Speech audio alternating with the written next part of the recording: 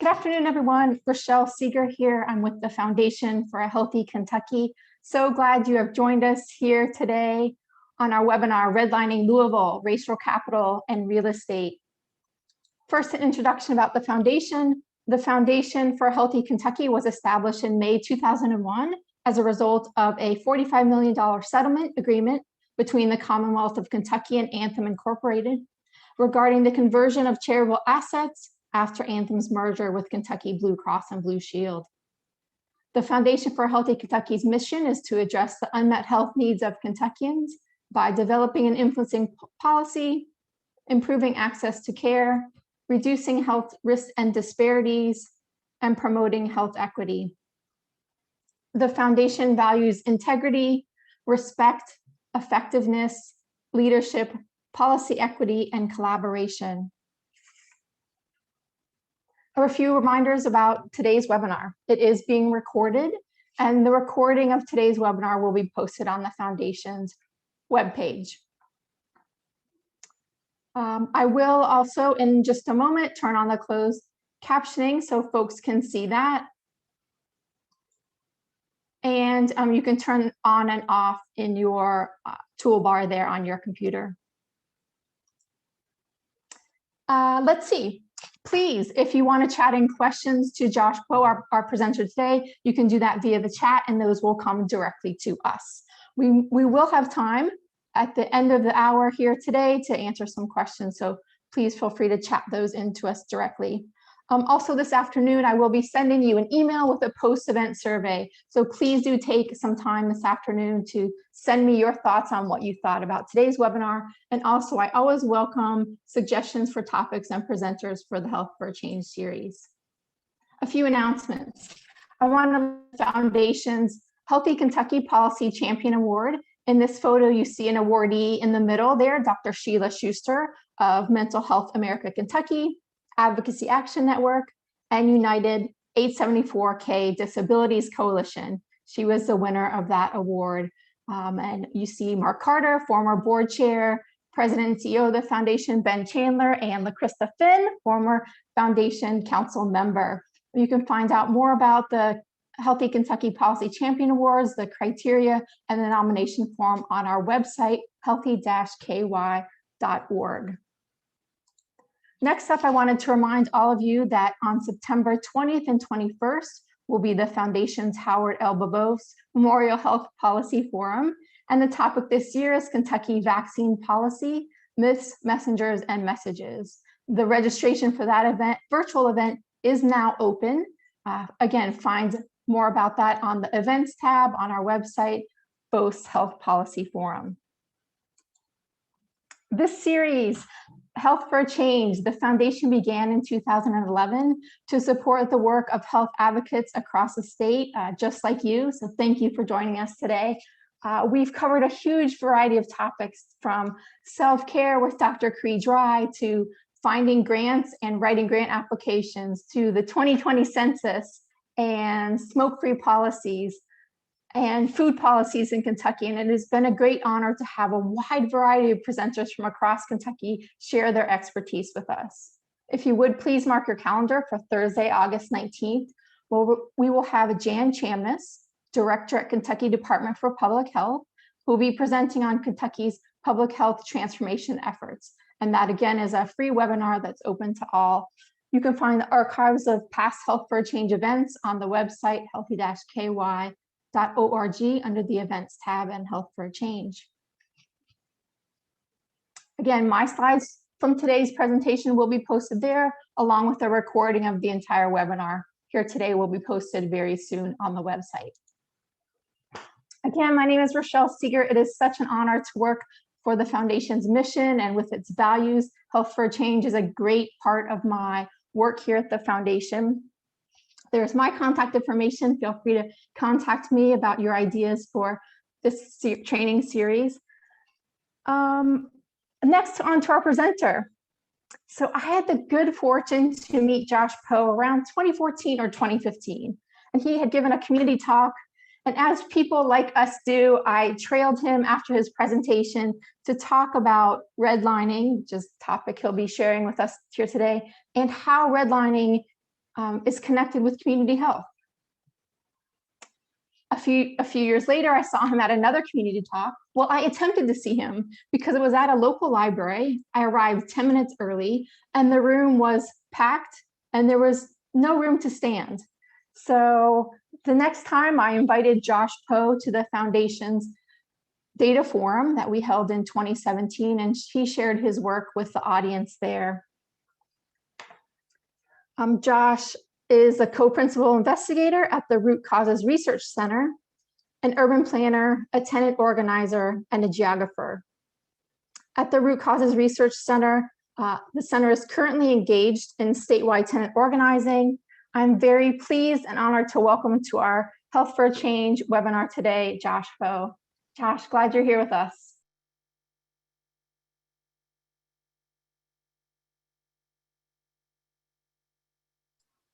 Thank you so much, Rochelle, and I really want to thank the foundation for having me here today. Good afternoon to everybody that's here. We're going to go ahead and get started on the presentation. As Rochelle mentioned, I work at the Root Cause Research Center. We were founded in January of 2020 by myself and Jessica Bellamy, who's an artist, organizer, and information designer who has also presented for the foundation on multiple occasions, I believe. And we started the Root Cause Research Center really around the idea that the people who are most impacted by an issue are best positioned to discover the root causes and solutions of that issue. And so we've trained community members to investigate and report community concerns. We really believe that that knowledge production should be democratized, and that the poor people and working class people across the state should own and control the means of production for knowledge and data in the state of Kentucky and throughout the South. And so we are heavily invested in tenant organizing and co-investigating community concerns with frontline communities. I want to talk a little bit about how we define some terms within redlining, because I think in doing this presentation and releasing the information in 2014, 2015, the information became historicized, and we tend to think of redlining as a historical anomaly, when we actually should be thinking of redlining as forming a perfect empirical line to from settler colonialism, the founding of the country, and the notion that our country's laws are really rooted in the ability of property owners to profit from that property. And so redlining forms a straight empirical line from settler colonialism to plantation slavery to industrial capitalism to today. And so there's nothing about redlining that is an anomaly in terms of what's happening today. And I actually believe, and I've said this multiple times, that everything that we see happening in Louisville in terms of housing policy and development today in the present is far more devastating and far more racist than anything that I've researched from the 30s through the 60s. And so I think it's really important to keep that in context. This presentation is typically 2 hours long, and so we focus on the historical part, and then the second part really focuses on gentrification patterns. We're only able to do the first hour today, and so I may mention some things that are happening in the present, but we're largely going to focus on history today. And so I think it's really important right out of the gate that we define what we mean by racism and by racial capitalism. A lot of my work really leans heavily on the work of Black scholars like Ruth Wilson Gilmore and Cedric Robinson. And Ruth Wilson Gilmore defined racism as the state-sanctioned or extra-legal production and exploitation of group differentiated vulnerability to premature death. And I think it's so important that when we talk about property and we talk about racism and we talk about racial capitalism, we do that in the context of state violence against Black people. And I think it's so important for us in Kentucky to hold that space and that context in light of the Breonna Taylor murder last year, and in light of the fact that her murder was directly correlated and linked to development policies in the West End and the role of police in the role of police and policing and surveillance in those development policies. And so we really want to connect the system of capitalism to the ideology of racism, because that's really what racial capitalism is, and that's really what redlining is, and what it comes out of. And so the concept of racial capitalism, as defined by Nancy Leong, Liang is simply that it's the process of deriving social and economic value from the racial identity of another person. And we see this play out all the time, whether it's through algorithms, whether it's through real estate practices. For instance, we know that a common practice for Black people when selling a home is to remove their photos, remove anything that connects them to the house, and make the house look like white people live there, right? And that increases the value of the home because property values are directly connected to whiteness. And so that's really what we're talking about when we talk about redlining. And that's what we mean by racial capitalism, that economic value is completely connected to racialized identities and have been since the country was founded. If our laws, our economic systems are just rooted in racialized capitalism. And this is why I think there's a danger in talking about redlining and focusing kind of myopically on the lending practices from the 30s. So when I talk about redlining, it's more of an umbrella term that really describes a series of policies throughout the 20th century that created racialized divisions in our society, extreme segregation, and concentrated Black poverty that was in service to industrial capitalism. That's what we're going to get into in talking about housing policy and talking also about labor policy. And so when I talk about redlining, I'm really talking about several policy areas throughout the 20th century that happen at the federal level, which are zoning, lending practices by the FHA, urban renewal, and particularly the 1937-1949 Housing Acts and the Interstate Highway Acts. It was really these policy areas that created what we think of as concentrated Black poverty today. And so for Louisville, and this presentation really has a heavy Louisville focus because that's my area of study. And my field of study is really focused on property, and it's really focused on whiteness, and it's focused on how capital operates in specific geographies.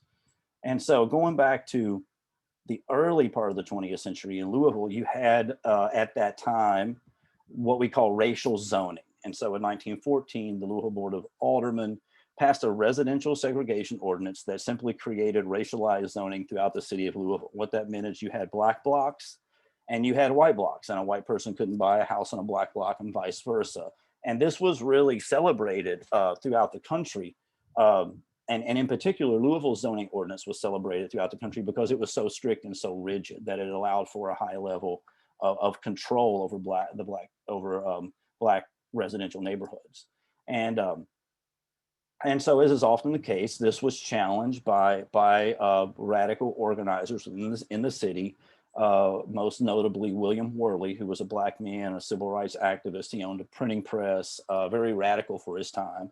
Him and his friend Charles Buchanan, who was a white journalist, came up with kind of a scheme, for lack of a better word, to overturn the ordinance where Warley would try to purchase Buchanan's home. And when he wasn't able, they would take that to the Supreme Court and fight the ordinance. And that's exactly what they did. And that's exactly what happened. And so a group of people in Louisville, Kentucky overturned racial zoning in the United States in 1917. And it was abolished, right? And there was a case from right here in Louisville. It was also the NAACP's first legal victory in the United States. So it's something to really kind of hold up. But one of the things it also did is it also allowed city planners to create a series of policies that bypassed the law. And I think that's really foundational in the histories of this country in terms of policy reform or policy advocacy, is that the way capitalism functions is to find loopholes within the legal system. And that's exactly what happened.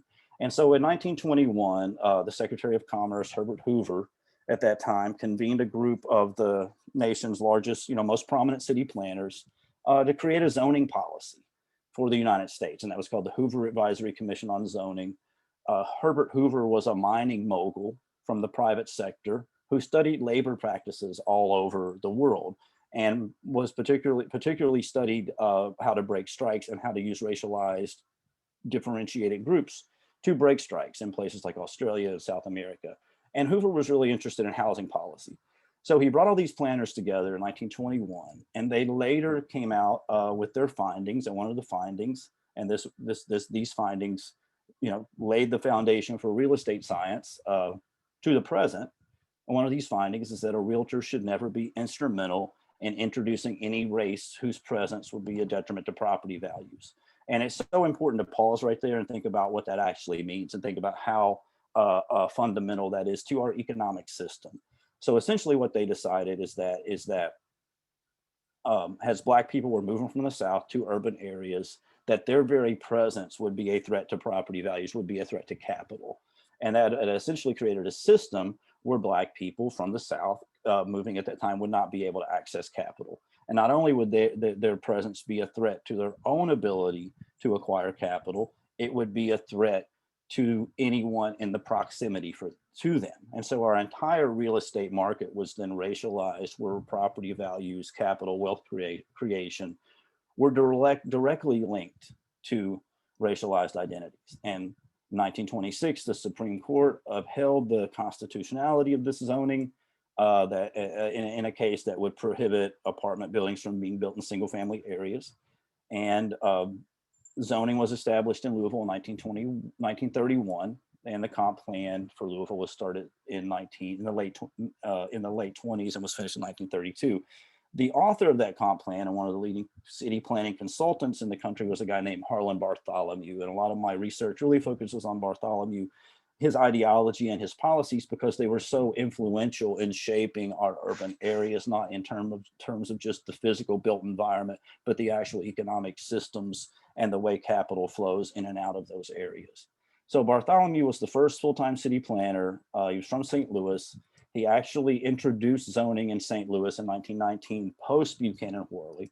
And he said the purpose of zoning was to prevent the movement of Black people into finer residential areas. And so the very architect of zoning policy was very clear about what it was for and why it was being used. He also established what he called the colonization of professional planning, where he studied colonial town planning in places like South Africa and South America, and employed those same techniques in not just laying out cities by design, but also the techniques of the actual social management of the population. He was very proud of calling it that.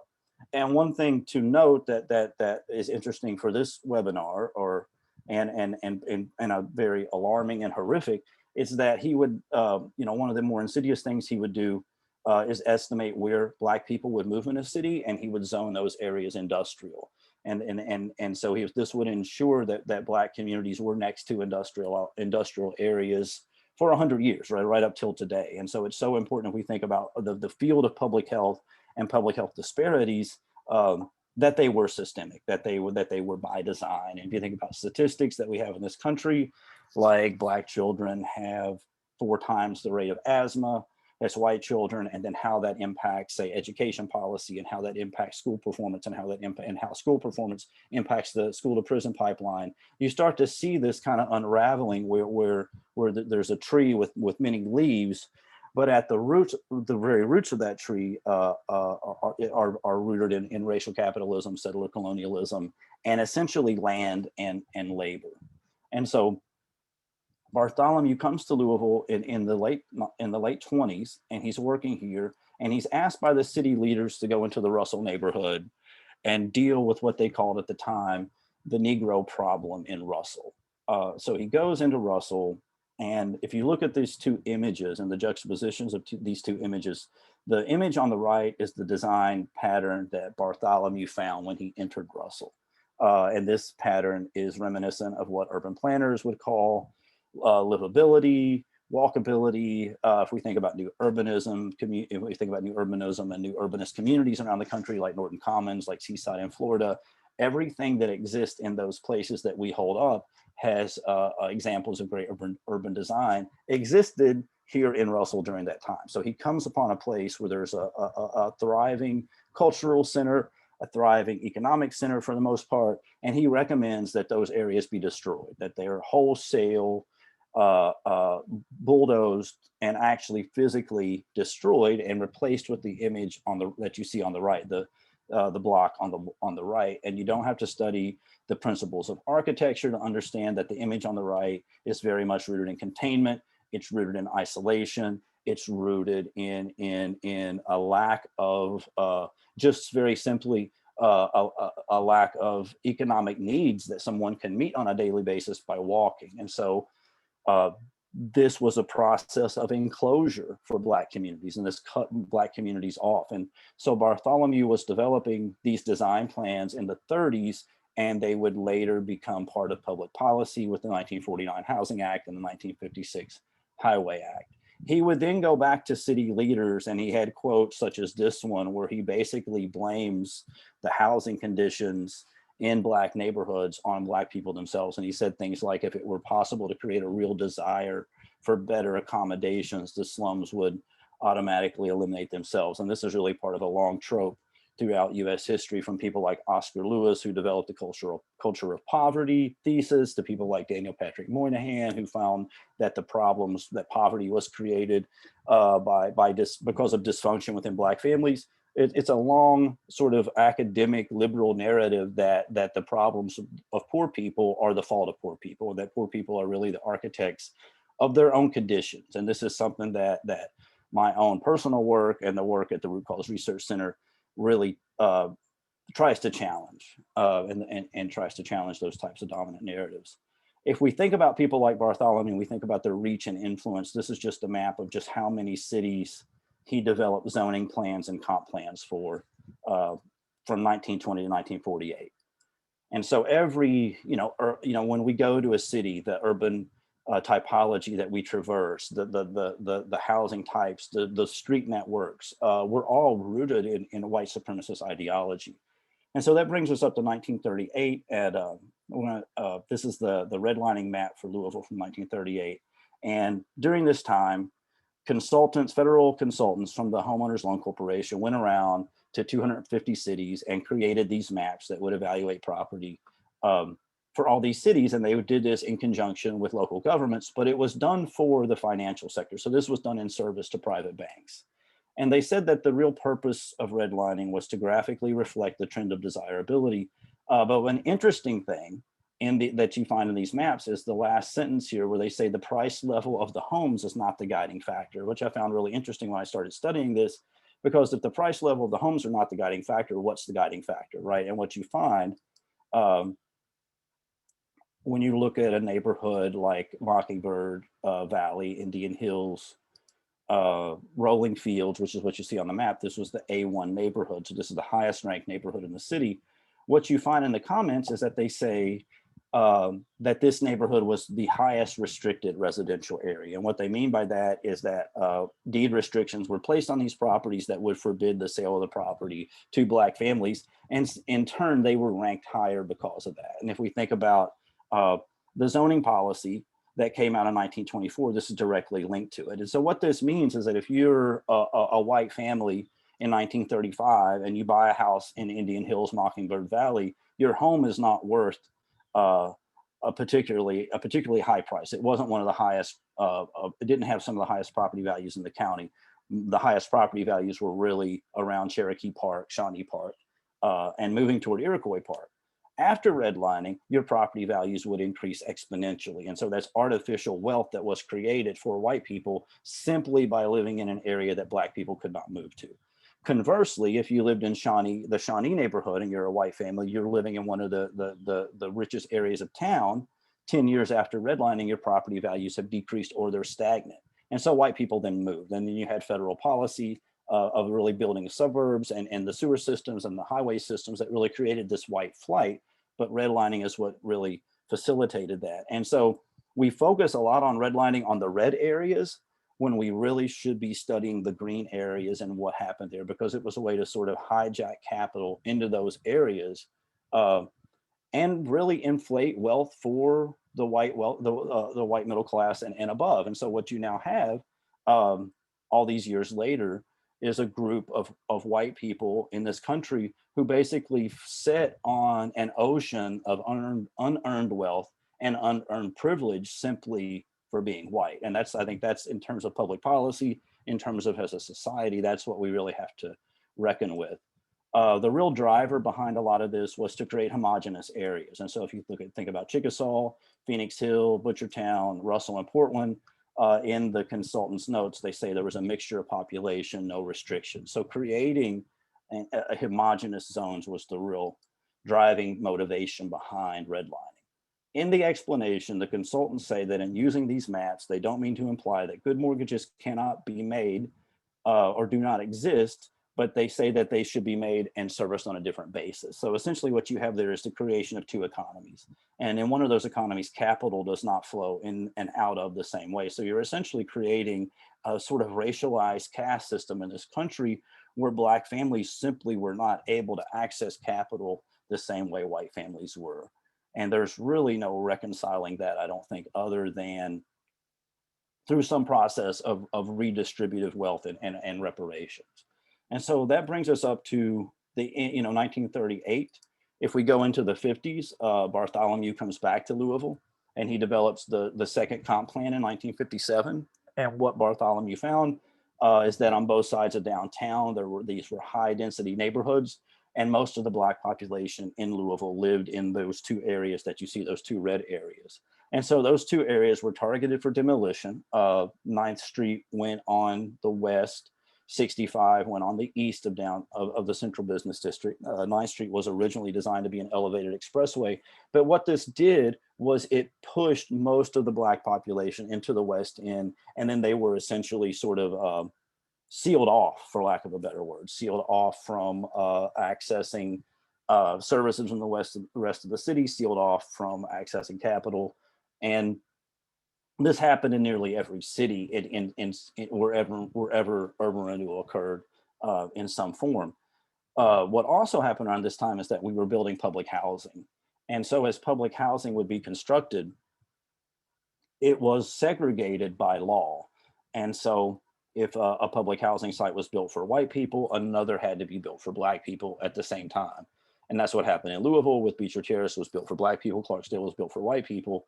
However, the public housing that's being constructed for white families around the country becomes vacant within 2 or 3 years. And the reason it becomes vacant is because those white families were able to access FHA loans and move to the suburbs, whereas Black families were forbidden by law from being able to access those loans. And so the public housing that's constructed for white families, as it becomes vacant, Black people are then allowed to move in there. And it's not as if white families just went to the suburbs, jobs went to the suburbs, transportation networks went to the suburbs, everything moved to the suburbs, and it trapped Black people in these enclaves of concentrated poverty. That's one of the main reasons the civil rights movement targeted public transportation in the days of Rosa Parks and Martin Luther King Jr. Was because those were those buses were their main access to get to jobs that had moved to the suburbs. And so the real important part of this, I think, is to think about why do we have poverty and why do we have racism? Because as I reviewed redlining maps from all over the country, it wasn't clear to me the exact purpose for it. And it wasn't clear to me what economic purpose it served until I really started thinking about labor practices and I really started thinking about settler colonial patterns. And if we go back to the early part of this country, what you find is that white indentured servants and slaves who were captured from Africa were living together and working together. And there wasn't a concept of whiteness at that time. Up until a certain point in history, the word white doesn't appear in any dictionary. It's not used. Europeans didn't identify themselves as white. There was no white solidarity between, say, a Frenchman and an English person. Wars had been fought in Europe pre-colonialism over religion, over nation state boundaries, but not over concepts of complexion. And so those two groups of people, the white indentured servants and the slaves who were captured from Africa, were largely working together in some instances, and were forming a large collective power base that culminated in the Bacon Rebellion. And this was a real threat to colonial powers. And this is well documented in the book, The Peculiar Institution by Kenneth Stamp, where he talks about how the African slaves and the white servants of the 17th century seemed to be remarkably unconcerned about their physical differences. He says they got married, they had kids, But by the 18th century, color had become not only the evidence of slavery, but also a badge of degradation. He says, thus the master class, for its own purposes, wrote chattel slavery, the caste system, and colored prejudice into American custom and law. And so what ended up happening is that the colonial powers were very threatened by this solidarity, and they introduced the concept of whiteness to these indigent servants and to immigrants who were moving into the country. And by introducing that concept of whiteness, they created a social construct of race, and they elevated the white working class and poor whites over their black counterparts. And in elevating them, they would offer them a material reward for whiteness, which would be some land or maybe a bushel of corn or a gun. And it really created what W.E. Du Bois called a mental wage or a psychological wage for the poor whites and poor and white working class at that time. And it broke the solidarity that existed in those places. And this is really the purpose of racism, right? It's to create a group differentiated identity in this country that services violence and economic exploitation. And in applying this to redlining, I started to realize that the same thing was happening in the early part of the 20th century when in an industrial setting. And so if we go to the early part of the 20th century, what I found is that concentrated Black poverty was very serviceable to industrial capitalism. As we transitioned from a society where it was okay to own people into a society where it was okay to rent people for a wage, racism played a similar role. And so if we go back to 1919 and that period, you had a massive wave of Black people leaving the South, fleeing white terrorism, moving to industrial cities in the North to work as laborers. At the same time, you had hordes of immigrants who had been pouring into the United States, and this is documented by a popular journalist at the time, Clinton Stoddard Burr. A lot of these immigrants were coming from Eastern Europe, and they were not well liked in this country. They were looked upon, they were kind of the lower class in Europe. And so Clinton Stoddard Burr said that these people were coming from lands inhabited by races impregnated with radicalism, Bolshevism, and anarchy, and that they belong, for the most part, to the lower strata of humanity. So they were also bringing a rich history of socialism and communism with them, and they were forming labor unions. And so if we think about this time, the labor movement was very strong. 4 million workers went on strike in 1919. And if we think about that, that's like one out of every 5 workers, right? Workers, that's the Red Summer. Another thing that popped up in the redlining maps, and I didn't get a chance to talk about this at the beginning, but one thing that I found over and over again was the concept that mixed neighborhoods destabilize markets. And that was the reason for creating homogeneous areas, is because the consultants who created redlining thought that the mixing of races was destabilizing to the market. And I think most scholars who read that assume that that means that they were concerned about racial strife and that these groups were not going to get along. And I think actually that the opposite is true. I think that they were concerned about the Eastern European immigrants bringing the rich tradition of communist organizing in urban neighborhoods. At the same time, you had black people coming into those neighborhoods. So they were living together in densely populated apartments, densely populated areas. They were working together. And while there was some degree of racial strife, there was also a high degree of labor solidarity and class solidarity. And this was a real threat to the ruling class. And so that's what they meant by mixed neighborhoods would destabilize the market. Because if you're a factory owner and your factory's on strike for 2 months, if your workers are on strike for 2 months out of the year, that's really destabilized your profits. And that's what they meant by that. There's a great book about this called The Most Segregated City in the Country, about Birmingham and urban planning in Birmingham, and how urban planners worked with the industrial powers to design Birmingham to create labor divisions. And so the industrial powers and capitalists responded to this by launching an Own Your Own Home campaign, which was a PR campaign that was started by the National Association of Real Estate Boards. So started by private real estate capital, and then it was taken over by by the Department of Labor. So it was taken over by a public agency. And they were so invested in homeownership was that they believed that if they could lock people into homeownership, it would make them more conservative, and it would also inhibit their ability to go on strike. because if you're living in a dense apartment building, workers can form mutual aid networks to really sustain a strike. But if you lock people into property ownership, if you lock them into a 30-year mortgage and they're isolated in the suburbs, it's much harder to organize against the company. It also ensures that people are invested in property and within capital. So in a sense, they were correct. And so by the end of the 1920s, corporate mastery of American life seemed secure.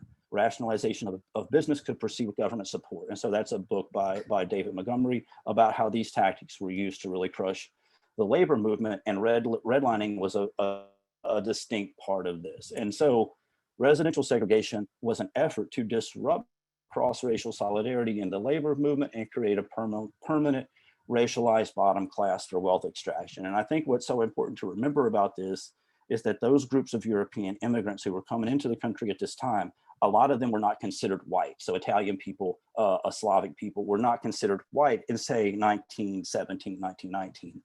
By World War II, by the post-World War II era and suburbanization, they had been assimilated into whiteness. And so those immigrant groups were now owning houses in the suburbs, grilling hot dogs on the 4th of July, and had been assimilated into whiteness and into the US version of racial capitalism. Meanwhile, Black communities were trapped behind in concentrated poverty. And this translated to Black people not getting access to labor unions at the same time.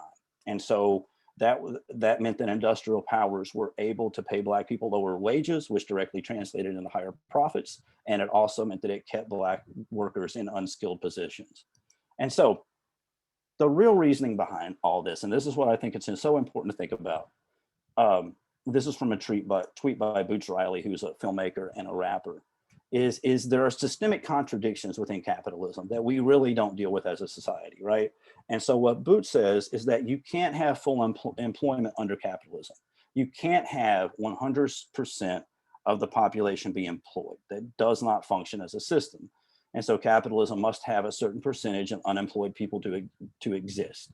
And he says when unemployment rates fall past a certain point, you see the Wall Street Journal, the Financial Times start to worry because it means that their wages go up and their stock values go down. And I think, we just had a perfect illustration of this under COVID, where we had record profits at the same time we had record unemployment, right? And so what this means is that we can't have everyone working, because that depresses wages. And economists know this. They call this surplus population. They call the percentage of the population that cannot be employed surplus population. And we have systems that kind of manage that, like the military industrial complex, the prison industrial complex, and more recently, the nonprofit industrial complex. And so economists acknowledge this, but we don't acknowledge it as a society. Instead, we develop very racist explanations as to why people are poor in order to not deal with the systemic contradictions of capitalism. And so if we turned on the news every night and had a rundown of, hey, these are the systemic contradictions of capitalism today, how should we deal with that? We would have conversations about universal wage. We would have conversations about universal health care. We would have conversations about guaranteed housing, but we don't. We have very racist narratives that criminalize poverty and associate poverty with a cultural lack, mainly within Black Americans. And so what that does is it creates a group of white people. For instance, I'm from Eastern Kentucky, and we don't even know that we're poor because we feel like our whiteness prevents us from being poor because poverty is so associated with Blackness. And so we develop a very racist explanation for these systemic contradictions instead of actually grappling with the system itself. And so what that means is racism is used to justify capitalism. Capitalism must have unemployment to depress wages, and it uses racism to explain poverty and hide the systemic contradictions. It also produces group differentiated identities to disrupt worker solidarity. Economic value is then derived from those manufactured identities. And so we can't be anti-racist and pro-capitalist. Ruth Wilson Gilmore puts it more eloquently when she says capitalism produces inequality and racism enshrines it. And so I kind of want to move into just highlighting some some recommendations and what we can do about some of these things. And I want to touch on the concept of neoliberalism. And now we're moving into the present. And so that's all history. This is present. And so around the time that Reagan came in office, we had a system of government that essentially said, look, we're going to take care of the poorest people in our society. For however flawed that was, we're going to provide some level of social safety net within the government. As Reagan took office here and Thatcher came to power in England, that social safety net was starting to, their idea was that would be transferred to the private sector, and it would be the job of the market to take care of poor people. And so that's really what we're living in, this kind of corpse of neoliberal ideology today. And that's why we're having such massive inequality, because it hasn't worked. And the best example I have of that is what's happened in housing with the financialization of housing in the 1980s. And so in 1978, HUD's budget for public housing was $83 billion. By 1983, it dropped to 18 billion. And by the 1990s, it was reduced to zero. So this is exactly how neoliberal ideology works. The ideology says that the market can better manage and provide for people than the government. So let's shift everything to the private market. Meanwhile, in 1993, the World Bank published a report called Housing Enabling Markets to Work, where they recommended the full financialization of housing into private markets around the globe. And this is now what we're living in. This is why we have 60,000 people homeless in Los Angeles. This is why we're seeing record numbers of homelessness around the country. It's because the private market cannot provide for people at the lowest income levels. There's simply too much income inequality in this country for that to happen. And so while we have that, we also are having policies that are shifting public land and money to the private sector and building market rate housing in low income neighborhoods. And this is mostly being led by local government. So most of the gentrification that's occurring is it's public led gentrification. And so for instance, in the Russell neighborhood in Louisville, you have an initiative called Russell Place of Promise that for all the good that it's doing, it is also at its core building 135 market rate homes. And so what that means is that you're building 135 market rate homes in a neighborhood where the median income is maybe $25,000. So the people that live there can't afford those market rate homes. And what that does is it drives up rent. And a 2016 study found that a $100 increase in median rent is associated with a 15% rent increase in homelessness in that area. And so it's recklessly irresponsible for the local government to be building market rate at that level without some protection for the renters in those areas, because we're not dealing with the question of where do people go. And when we add to that the context that we have now made the entire west end of Louisville a TIF district, which takes more money out of democratic control and places it into the hand of private developers, it's a very dangerous situation.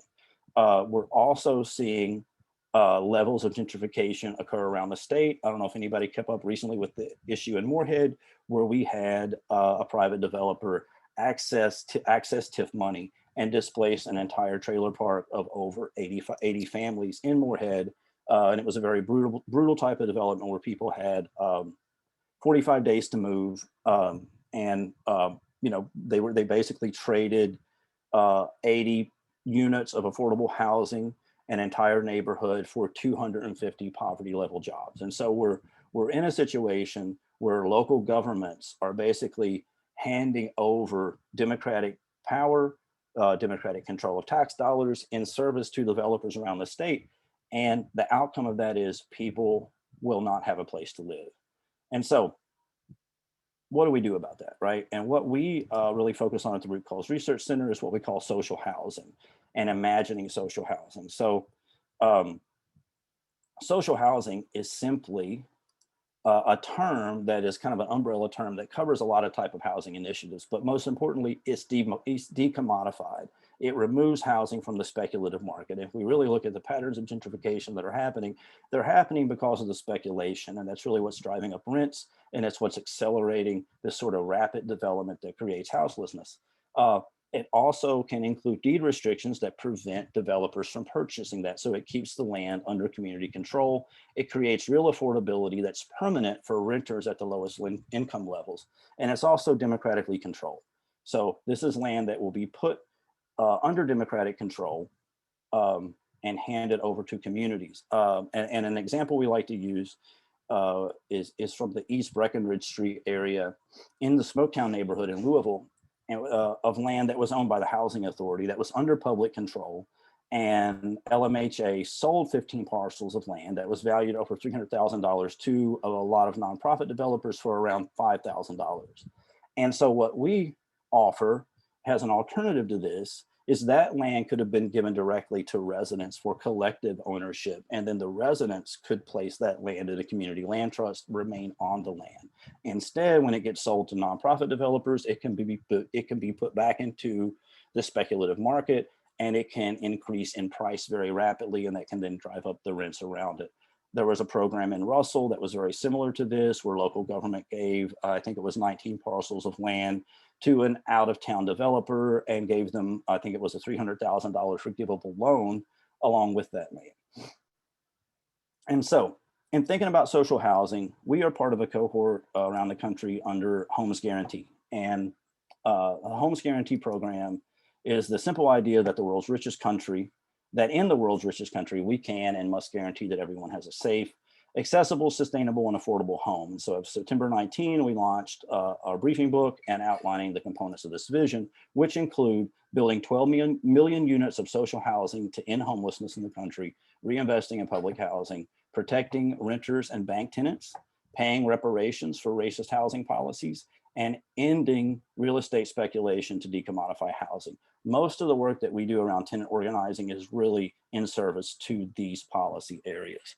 And so I'm going to wrap up right there and take some questions, but I want to kind of end with this question. As we move out into the world, I know this is the group that's listening today is a really diverse group, primarily public health workers, but in our policy work, something that we reflect on at RCRC, and I ask everyone to reflect on, is a quote from Libby Porter that I think is really important. And she asked, "For what is to become of those who cannot prove their worth across the thresholds of recognition?"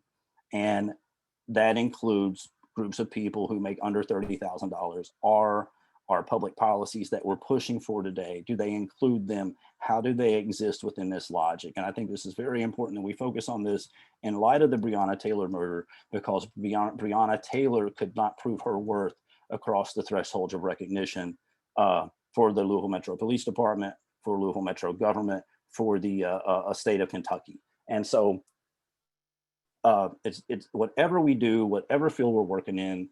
I'm running out of time, but I want to wrap it up. I think it's very important that we do it with a sense of urgency. And I think it's very important that we have the people who are most impacted by these issues, not just at the table, but leading their own table. Because the only people that are going to respond to these issues with the same proportionality of urgency, passion, and concern are the people who are dying every day as a result of these policies. And so my grandfather always said, the best time to plant a tree is either 20 years ago or today. Most of the historical stuff that I've had on these slides has never been dealt with. It should have been dealt with 30, 40 years ago. But since it hasn't, let's deal with it today in a way that is proportionate. I'm gonna kick it back to Rachel. I wanna thank you guys for having me today. And we will take questions, and we will also, Rochelle has my email address, sorry, Rochelle. And I can share that with you guys also. Thanks so much, Josh. Some questions. If you want to stop screen sharing, maybe my video will come up somewhere here. Awesome, thank you. Let's see, let me pin. Hey, you can still be on, Josh. Great, there you are. Awesome. So you ended by saying, talking about the tenant organizing, which is really exciting thing. Thanks for sharing the, what's happening in Round County here in Kentucky with us. And you made me think of then patient organizing.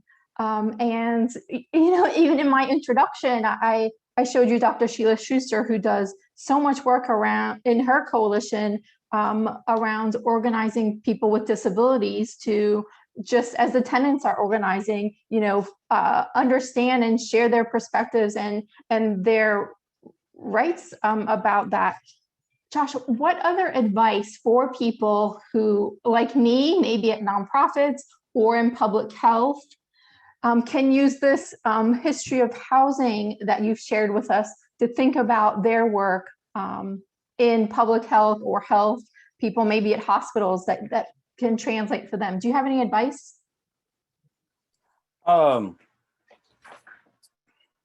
Yeah, I think we really have to recognize where we are geography and where we are politically and where we are historically.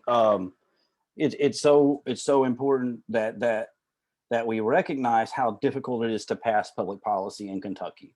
And for years, we've been doing this sort of performance where we come out of the cities and we come out of the mountains and we pile in vans and we go to Frankfurt and we talk to policymakers, and sometimes nonprofits will find poor people and take them to Frankfurt to talk to, and it hasn't worked. And we just have to stop doing that. And we have to stop to really realize that public policy is one way to protect people. Electoral politics is one way to go, but there are other organizing mechanisms there, and that the most important thing in that, and the most important reason to acknowledge that it hasn't worked, is because we're not actually building a base. There's way too much advocacy, right? And so we're always speaking on behalf of other people, nonprofit advocates and whatnot.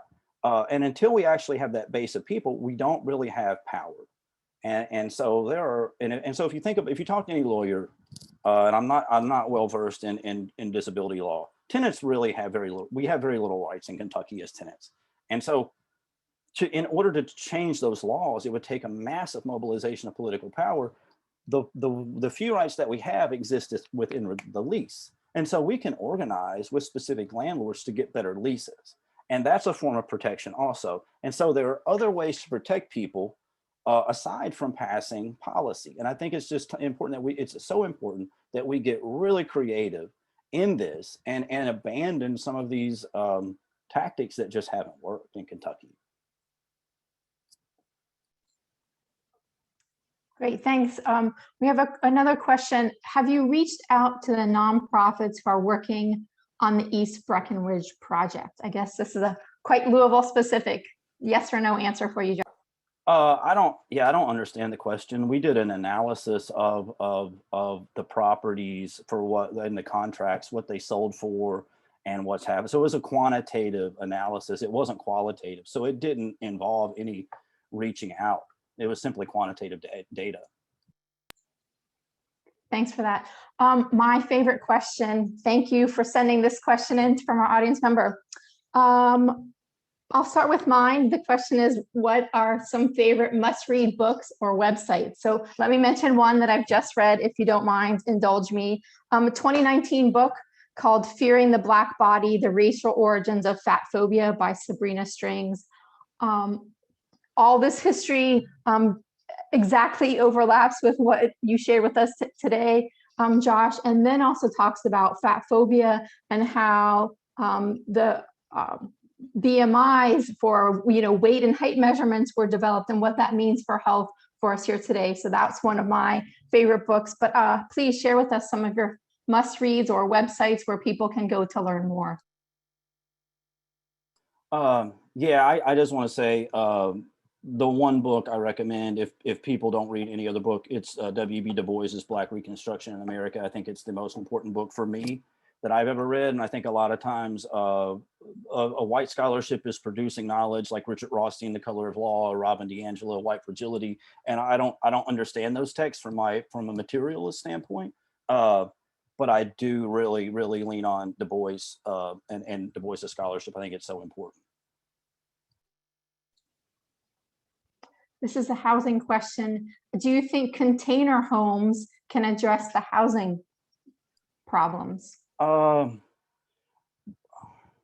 and I don't understand that question either, because it's interesting because, I mean, the problem at its core is racialized capitalism and speculation and how that drives up. And very simply, container homes can address the fact that we're building homes and selling them for $250,000 in a neighborhood where the median income is 25,000. So it can't address the fact that rents are increasing and incomes are not. And that's really the problem. And it's also interesting because I hear this a lot about container homes.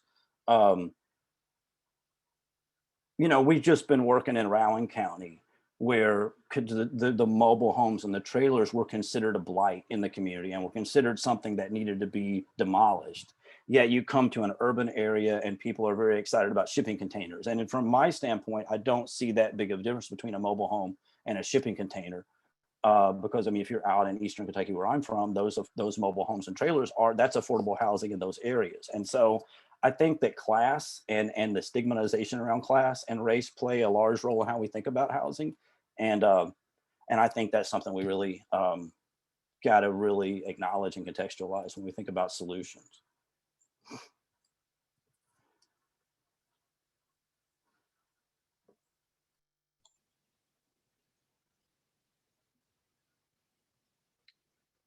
Thanks, Josh. I want to see if you can have any additional connections for us about health and housing and this type of policy. So even at your introduction, when you shared with us Ruth Wilson Gilmore's definition of racism, that ends with vulnerability to premature death, absolutely related to health. When you were just talking about the trailer parks and how they're considered blight, I'm thinking about how, and Tressie McMillan Cottom's book called Thick, fantastic thinker here in the United States and writing about fat phobia and her experiences in the healthcare system, among many other topics. So I was just thinking about the housing, a trailer is a house and someone's body is their body. So what happens in the system with respect to that discrimination? So I'd love for you to, if you have any more insights for us about those parallels between your work and sort of the health and health of Kentucky. Yeah, I was a labor organizer before I got into housing, and the reason I shifted, one of the big reasons I shifted is if you spend any time knocking on doors of poor and working class people, you learn a lot about this country, and what you learn is that housing is sort of foundational to a lot of these other issues. Like you can't get a job if you don't have a house, and what we found doing tenant organizing is that the threat of houselessness, that so many poor people in Kentucky, even if they're not being evicted, they live under the threat of housing precarity. And that creates such a high level of allostatic stress. That is what is actually killing people, right? And so often, like, we look at poor communities and we think, oh, well, it's their own choices that create these health problems, right? So we need to teach them about healthy food.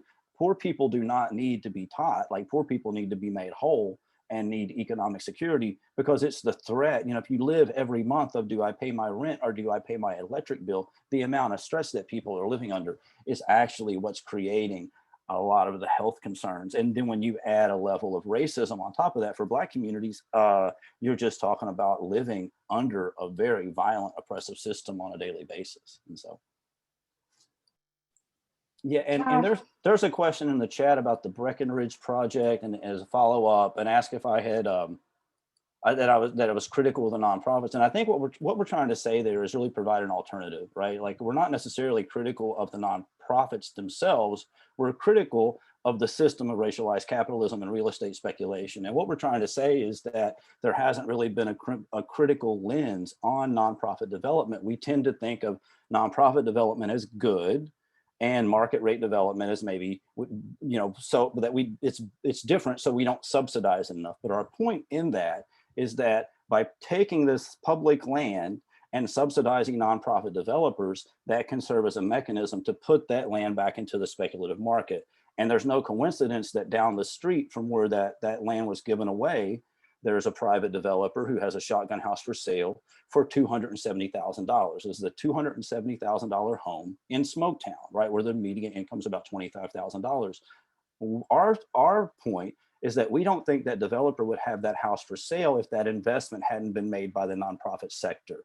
And so and we're incentivizing speculation by doing that. And all we're trying to do is offer an alternative to say, hey, instead of handing that money and land to nonprofit developers who don't live in the community, what if that land and money went to residents? That's all we're trying to say. We're not criticizing the boards or employees or people who work for those specific nonprofits. And I think so often we personalize these issues, but it's a systemic issue.